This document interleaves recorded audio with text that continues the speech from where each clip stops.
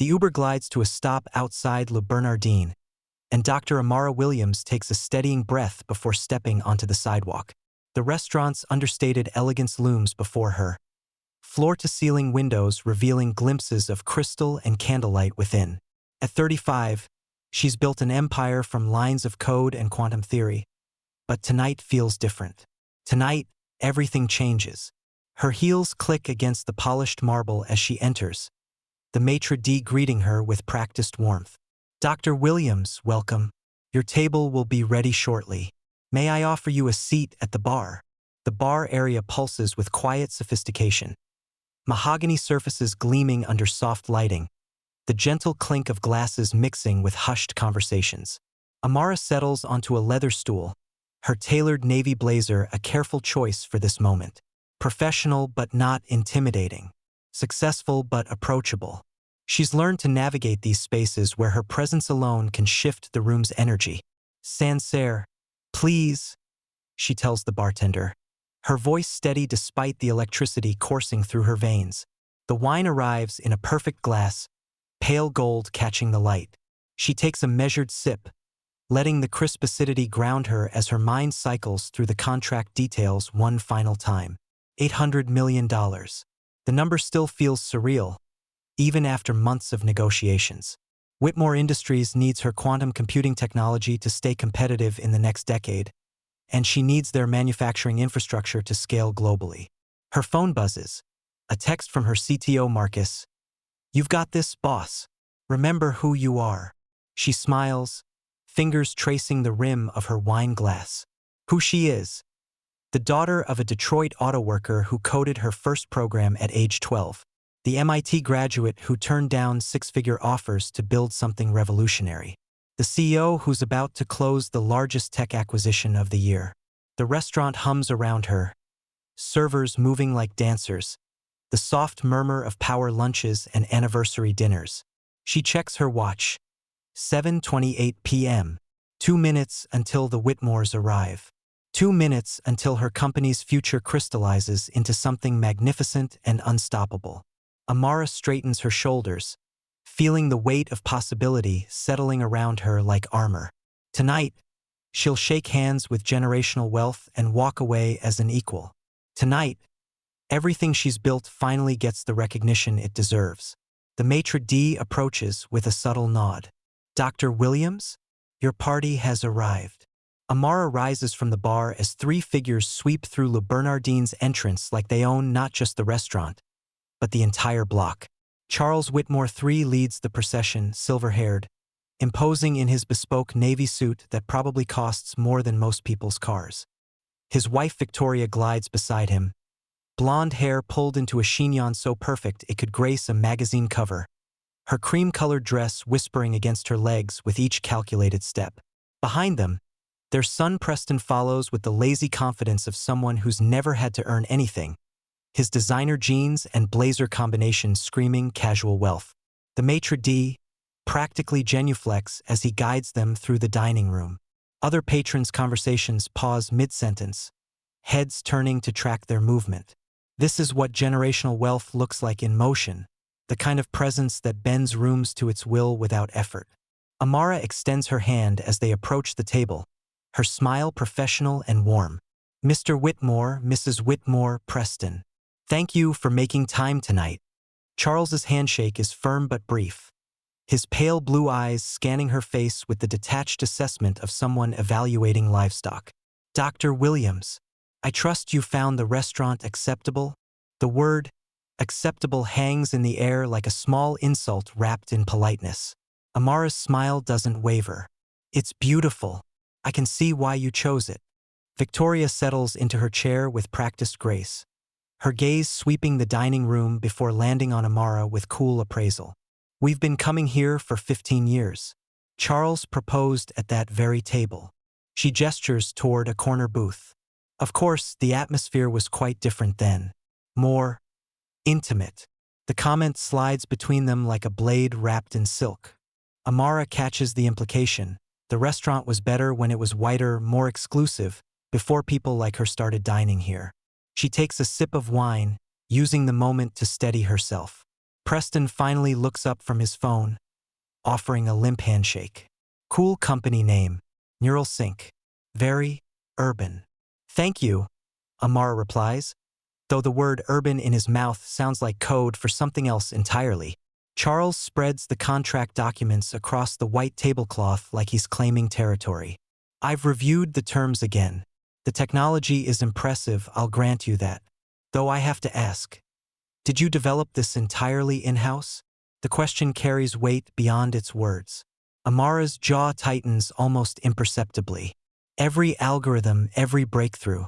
My team and I have been working on quantum computing applications for 7 years. Remarkable, Victoria murmurs, though her tone suggests the opposite. It's so wonderful to see young entrepreneurs getting opportunities these days. There are so many programs now to help, well, to level the playing field. The server approaches to take their orders, providing a momentary reprieve from the verbal minefield.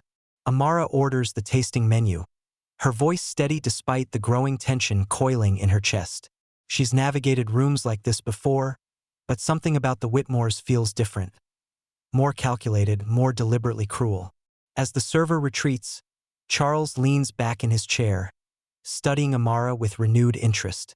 Tell me, Dr. Williams, what makes you think you can handle an operation of Whitmore's scale?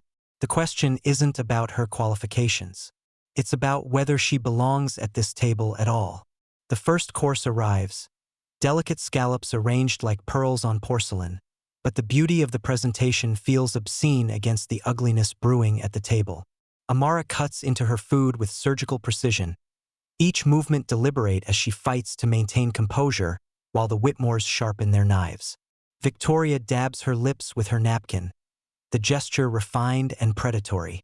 I was just telling my book club about all these wonderful diversity initiatives in tech.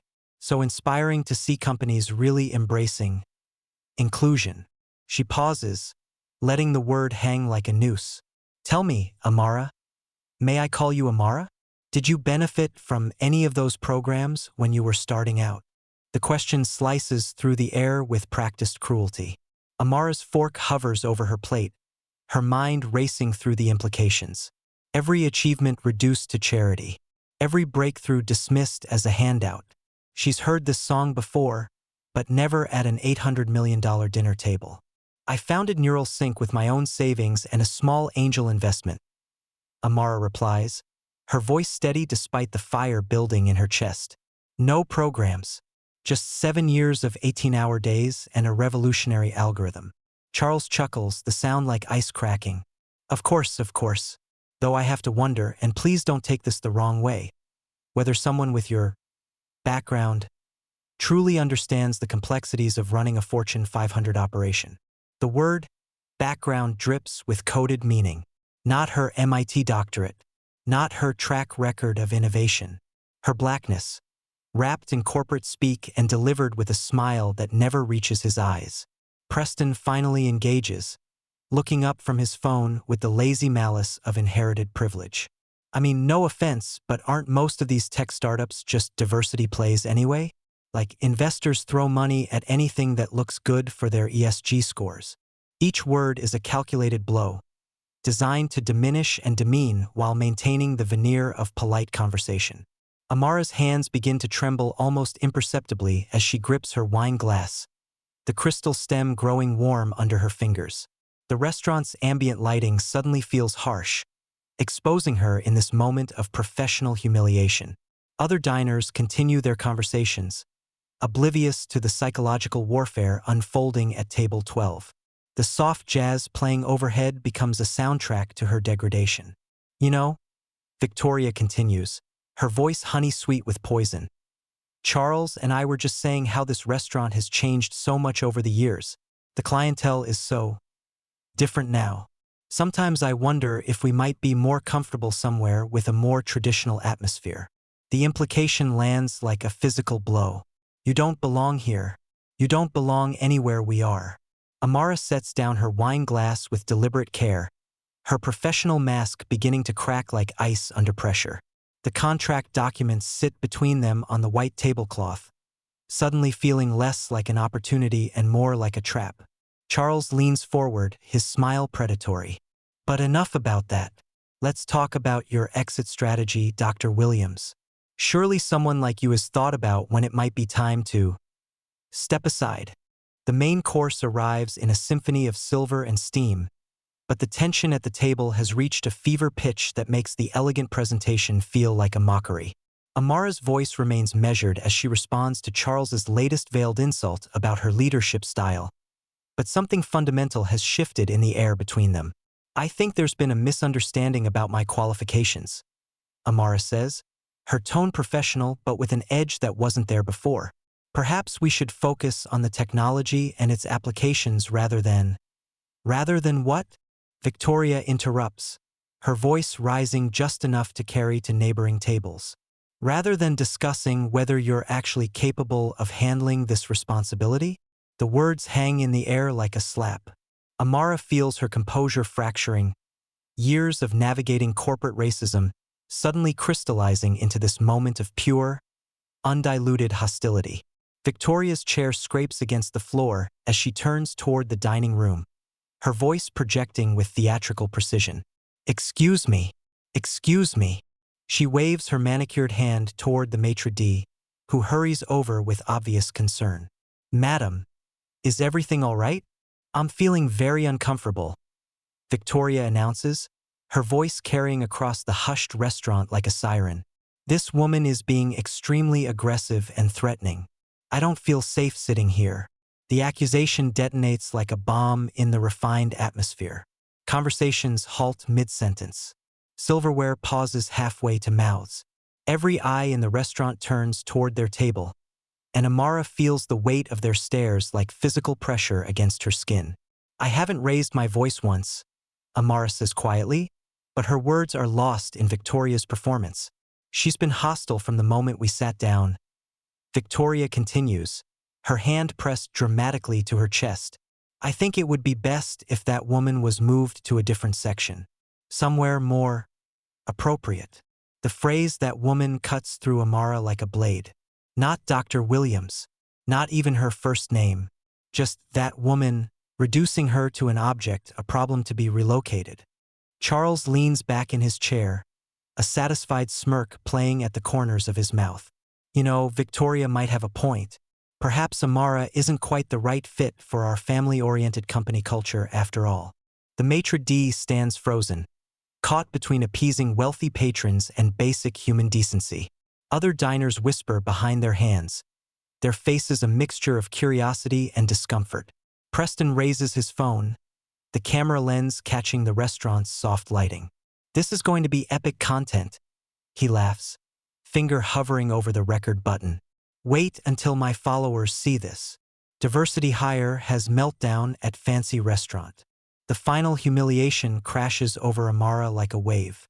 The stares, the whispers, the phone camera pointed at her like a weapon. It all converges into a moment of crystalline clarity.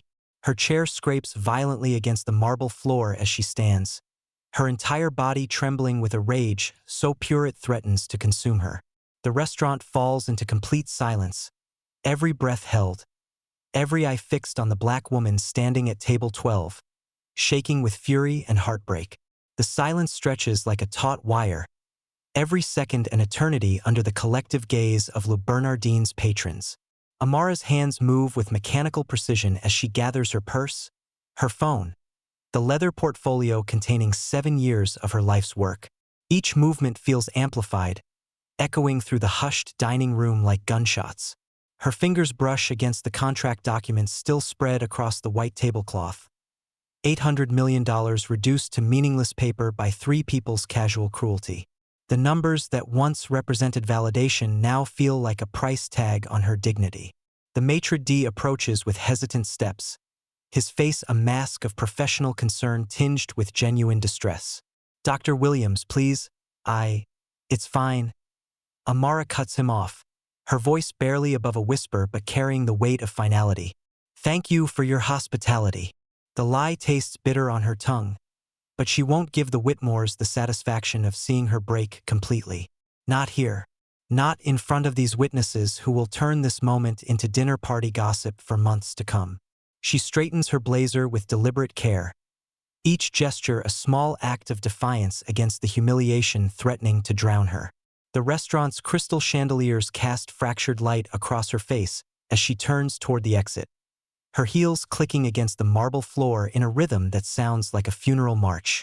Behind her, Victoria's voice cuts through the silence like a blade wrapped in silk.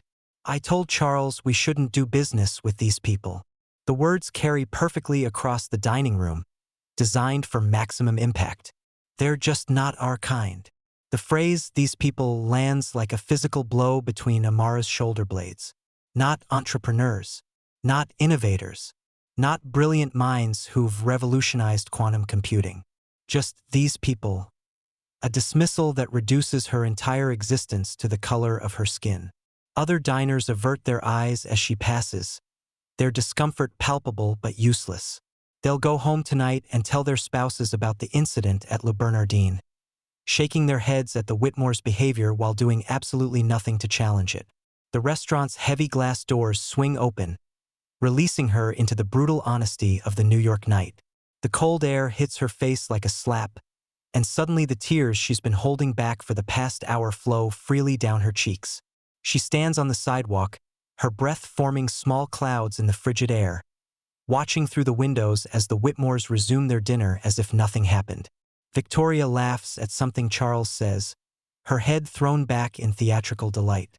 Preston has already returned to his phone, the moment forgotten.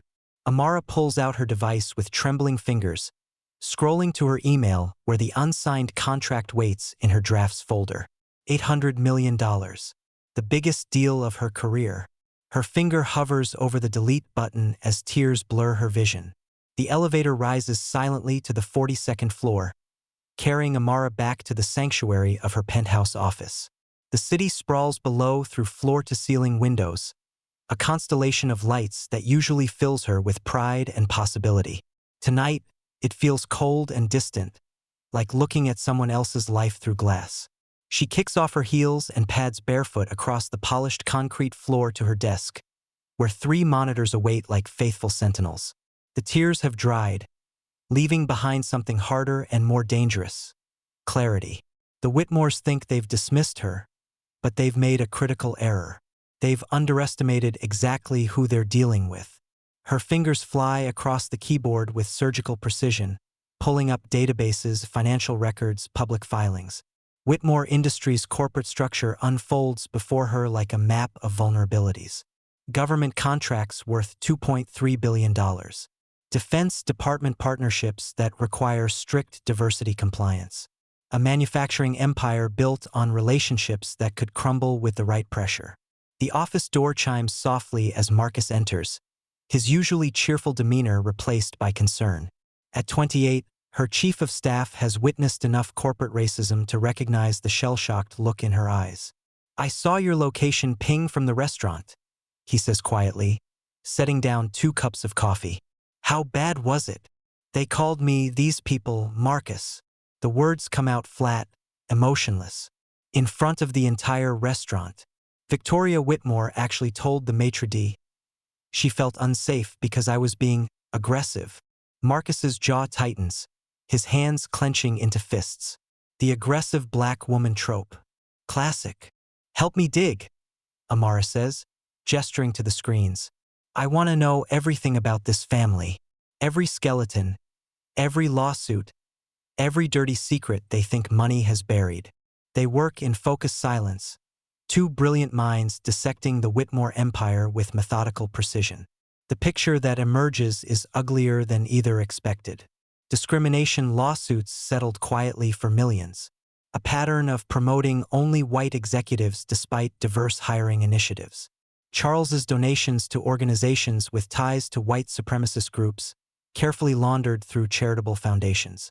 "Jesus," Marcus whispers, pulling up Preston's social media history. "Look at this." The screen fills with a timeline of casual racism, memes about diversity hires, jokes about affirmative action, posts celebrating Confederate monuments. All public, all documented, all evidence of a family that sees people like Amara and Marcus as fundamentally less than human. Victoria's club memberships tell their own story, exclusive organizations with century-old policies barring minorities, charity boards that funnel money to causes that actively harm Black communities. They need our technology, Amara says, leaning back in her chair as the full scope of their leverage becomes clear. Without quantum computing integration, they'll lose those defense contracts within 2 years. Their competitors are already moving ahead.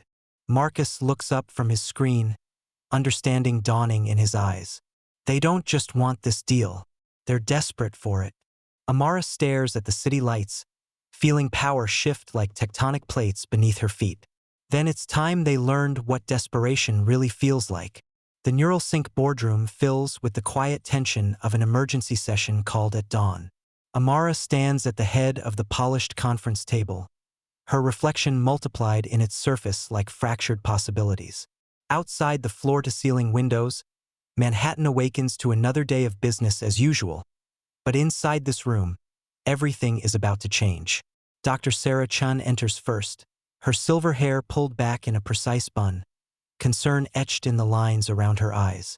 As Amara's former MIT advisor and current board chair, she's witnessed her protege navigate countless challenges. But something in Amara's voice during the 6 a.m. call suggested this was different. James Washington follows, his imposing frame filling the doorway as he sets down his coffee with deliberate care. The civil rights attorney has spent 30 years fighting corporate discrimination, and his presence on NeuralSync's board sends a clear message about the company's values. Behind him, Rosa Martinez strides in with the confident energy of someone who built 3 successful startups before joining Amara's vision. The remaining board members file in: tech veterans, venture capitalists, academics, a carefully curated group that reflects the diversity Amara believes drives innovation.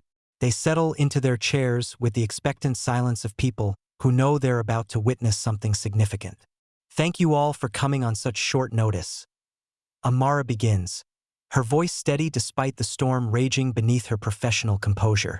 I'm terminating all negotiations with Whitmore Industries, effective immediately. The announcement lands like a thunderclap. Rosa leans forward, her dark eyes sharp with concern. Amara, that's an $800 million deal. What happened?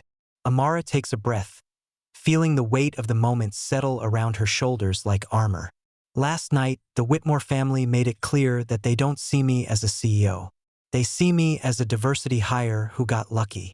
She recounts the dinner with clinical precision, each detail landing like a physical blow in the room. Victoria's performance about feeling unsafe. Charles's condescending questions about her background. Preston's phone camera capturing her humiliation for social media entertainment. James's hands clench into fists on the table. They weaponized your race against you in a public space. Classic intimidation tactics. The aggressive Black woman narrative, Sarah adds, her voice tight with controlled fury. They knew exactly what they were doing. The room erupts in a symphony of outrage and support. Board members speak over each other, their voices rising with indignation. But Amara raises her hand, and silence falls like a curtain. This isn't just about what they did to me, she continues, her voice gaining strength. It's about what accepting their money would say to every young Black entrepreneur watching us. It would send the message that dignity has a price, and $800 million is enough to buy it. Rosa nods slowly, understanding dawning in her expression. You're going public with this. I am, Amara confirms. I know it means walking away from the biggest deal in our company's history. But some things are worth more than money. The boardroom falls silent, the weight of the decision settling over them like snow. Through the windows, the city continues its relentless pace, unaware that in this room, a line is being drawn in the sand. Amara stares at her laptop screen, cursor blinking in the empty text box like a heartbeat. The carefully crafted post sits in her drafts, 3 paragraphs that will either destroy her career or redefine it. Her finger hovers over the publish button as Manhattan buzzes 42 floors below, oblivious to the digital earthquake about to reshape the corporate landscape. She clicks. The post goes live at 9:47 a.m. Last night, I walked away from an $800 million deal because 3 people decided my race mattered more than my achievements. This is what systemic racism looks like in corporate America. Not burning crosses, but burning dignity. Hashtag dignity over dollars. Within minutes, her phone explodes with notifications. Retweets cascade like an avalanche. Comments pour in from entrepreneurs, activists, and everyday people who recognize their own experiences in her words. The story spreads across LinkedIn, Twitter, Instagram, a digital wildfire that refuses to be contained. By noon, CNN calls, then MSNBC, The Wall Street Journal, Bloomberg.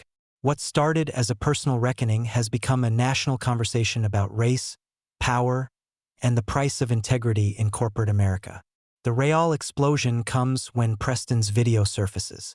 Someone at Le Bernardin, a server, a fellow diner, perhaps even another member of the Whitmore party, leaks the footage he filmed. The clip shows everything: Victoria's theatrical performance, Charles's smirking satisfaction, Preston's gleeful commentary about diversity hires having meltdowns. "Oh my God, this is perfect content." Preston's voice echoes across social media platforms. "Wait until my followers see this." The video becomes Exhibit A in the court of public opinion. Hashtag Whitmore racism trends worldwide within hours, accompanied by hashtag Preston Whitmore is trash and hashtag Victoria Whitmore Karen.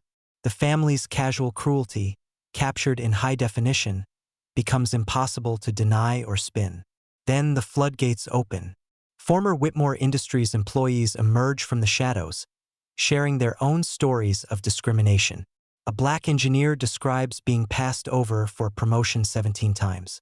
A Latina marketing director reveals how her ideas were consistently credited to white colleagues. An Asian American accountant details the jokes about his accent that made every meeting a humiliation.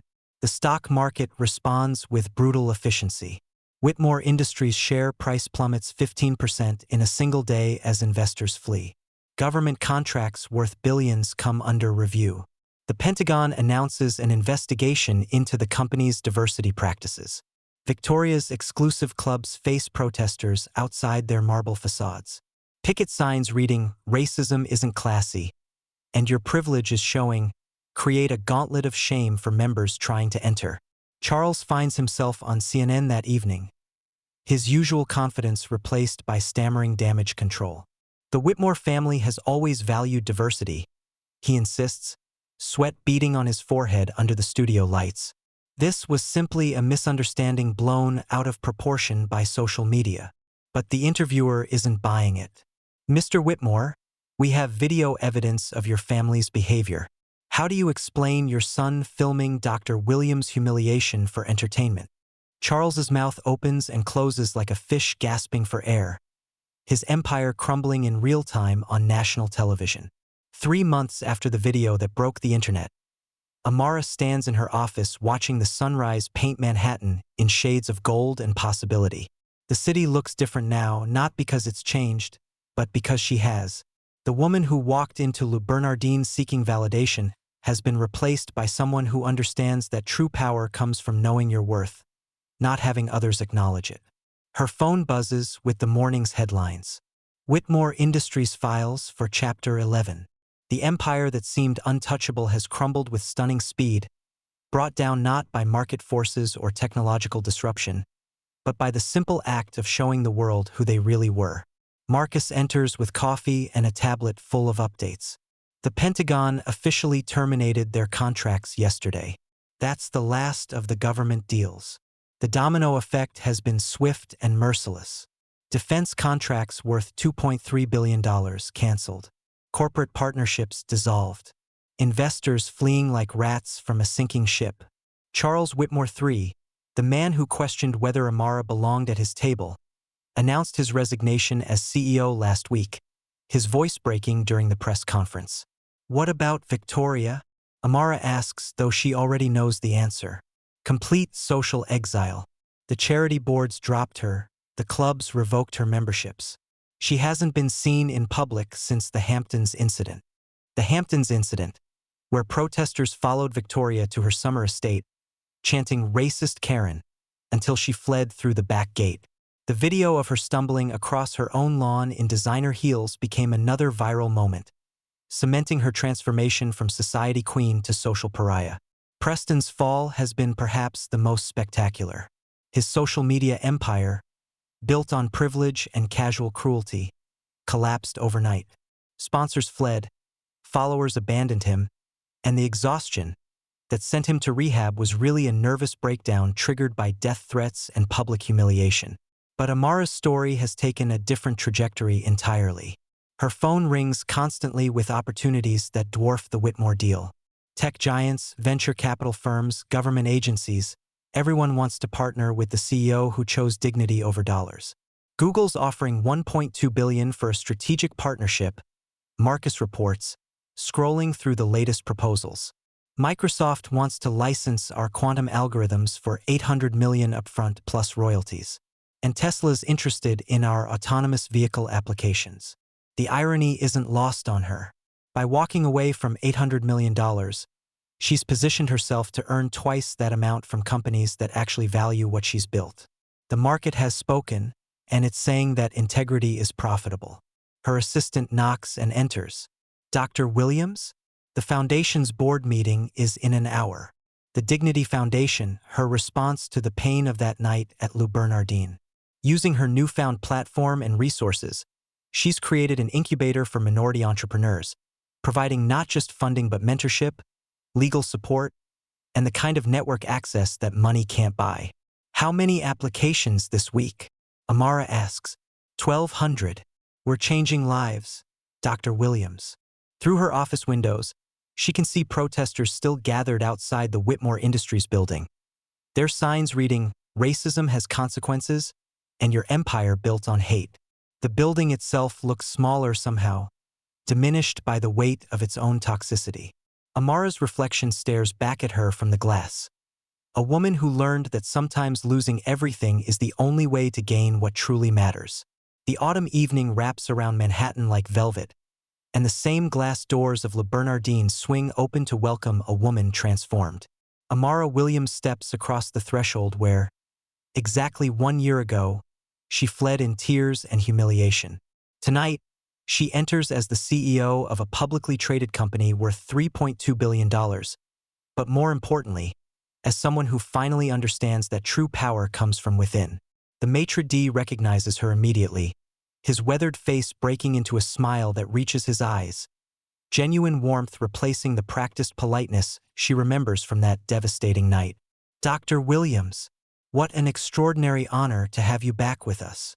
Thank you, Henri, she says, remembering his name from the business card he'd quietly slipped her during her walk of shame, along with a whispered apology for what he'd witnessed. I'd like your best table tonight. I'm celebrating with my team. Of course. Right this way. The dining room pulses with the same refined energy she remembers, crystal chandeliers casting fractured rainbows across white tablecloths, the gentle symphony of silverware and hushed conversations. But tonight, she moves through this space like she owns it, not because money has changed her, but because she's finally learned she never needed their permission to belong anywhere. Her team arrives in waves, each entrance a small celebration of the journey they've shared. Marcus bounds through the door first, his promotion to COO still fresh enough to make him grin every time someone uses his new title. Behind him, Dr. Sarah Chun glides in with the serene confidence of someone whose early investment in Amara's vision has made her very wealthy indeed. James Washington follows, his imposing frame softened by the rare smile he reserves for moments of genuine triumph. The civil rights attorney who joined her board to send a message about values has watched that message transform into a movement. Rosa Martinez enters last, her marketing genius having turned Amara's story of dignity over dollars into a brand that represents integrity in an industry often lacking it.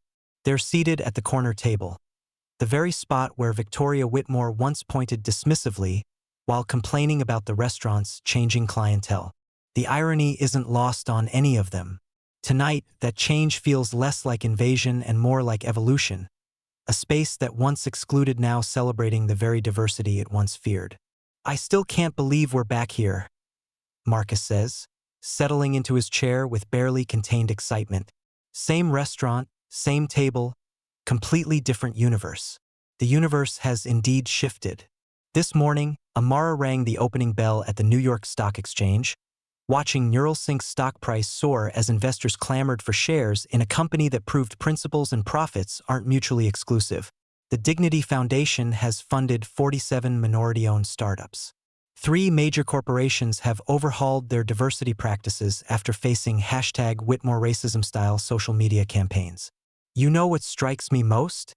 Sarah says, accepting a glass of champagne from their server. A year ago, you thought you needed to prove you belonged in their world. Tonight, you've built a world where everyone belongs. Amara looks around the table at faces that reflect the America she's always believed in, brilliant minds from every background, united not by shared privilege but by shared values. The Whitmore deal would have made her rich, but it would have required her to compromise everything that made the wealth meaningful. The conversation flows like wine, touching on the IPO success, the foundation's impact, the industry changes they've catalyzed. But underneath runs a deeper current, the recognition that they're not just celebrating financial success, but the victory of values over convenience, dignity over dollars. I keep thinking about that night. Rosa admits, her voice thoughtful. How they tried to make you small, to reduce everything you'd built to the color of your skin. They succeeded for a moment. Amara replies honestly. I felt small. I felt like maybe they were right. Maybe I was just a diversity hire who got lucky. But you weren't, James interjects, his lawyer's precision cutting through any lingering doubt. You were a brilliant entrepreneur who refused to let their racism define your worth. The server approaches to take their orders, and Amara notices how different this interaction feels. No sideways glances, no subtle hesitation, no coded questions about whether she can afford the prices. Respect, she's learned, isn't something you can buy. It's something you command through your actions and your refusal to accept anything less. As their appetizers arrive, the same delicate scallops she'd barely touched that terrible night, Amara feels the weight of the journey settling around her like a comfortable coat. The Whitmore family's empire has crumbled completely. Charles stepped down in disgrace, his reputation in ruins. Victoria has become a social pariah, her exclusive clubs and charity boards having expelled her with the same casual cruelty she once wielded against others. Preston's social media career imploded so spectacularly that he's become a cautionary tale about privilege and consequences. But their downfall isn't what brings Amara satisfaction tonight.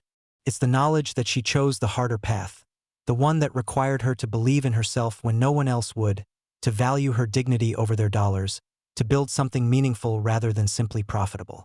A young black woman approaches their table hesitantly, her eyes bright with recognition and hope. Excuse me, Dr. Williams? I'm sorry to interrupt, but I just wanted to thank you. I'm starting my own tech company, and your story, it gave me the courage to turn down an investor who wanted to change everything about my vision. Amara stands, extending her hand with genuine warmth. What's your company? AI applications for early childhood education.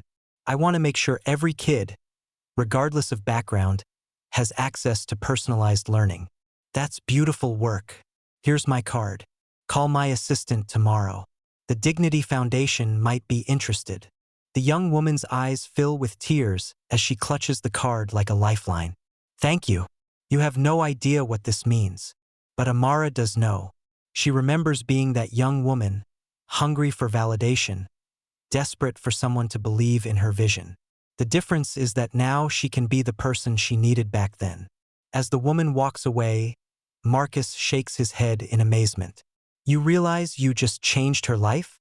She changed her own life by having the courage to stick to her principles. I just gave her a phone number. The main courses arrive with theatrical precision.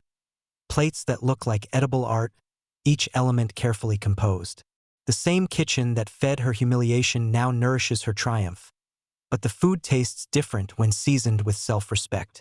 I want to propose a toast, Amara says, raising her champagne glass as conversations quiet around their table. The crystal catches the light like promises made manifest, like dreams crystallized into reality. A year ago, I thought I needed their validation to prove I belonged here. Tonight, I realize I never needed to belong in their world. I needed to build my own. The glasses rise in unison. a constellation of crystal reflecting the restaurant's warm light. To integrity, Amara continues, her voice carrying the weight of hard-won wisdom. To dignity, to the courage to know your worth, even when the price tag says otherwise. To knowing that sometimes the most expensive thing you can buy is your self-respect, Sarah adds, her eyes bright with tears of pride. And sometimes, Amara finishes, looking around at the empire she's built on principles rather than profit. At the faces of people who chose to stand with her when standing was difficult, it's absolutely priceless. The glasses touch with a sound like bells, celebrating not just financial success, but something far more valuable. The unshakable knowledge that dignity, once claimed, can never be taken away. Through the restaurant's windows, the city sparkles with infinite possibility, and Amara knows that somewhere out there, another young entrepreneur is learning the same lesson she did. That the most powerful word in business isn't yes, it's no, spoken with conviction and backed by uncompromising self-worth.